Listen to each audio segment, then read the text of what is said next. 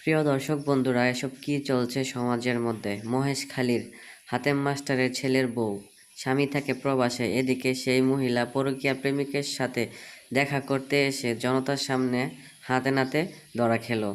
এদিকে উৎসুক জনতা তাদেরকে আটক করে জিজ্ঞাসাবাদ করে একে একে বেরিয়ে আসে আসল তথ্যের ঘটনা। সেই মহিলা জানায় তার স্বামী দীর্ঘদিন যাবৎ প্রবাসে আছে, সেই সুবাদে একই এলাকার প্রদীপের সাথে তাদের ভালোবাসার সম্পর্ক গড়ে ওঠে। এই সম্পর্কের ভিত্তিতে তারা এই বাসায় 2 ঘন্টার জন্য রুম ভাড়া নিতে এসে ওই এলাকার জনগণের হাতে আটক হয়। একে একে সকল তথ্য তারা বলে দেয় যে কিসের জন্য কি কারণে এসেছিল। সম্পূর্ণ ভিডিওটি দেখুন, তাহলেই বুঝতে পারবেন।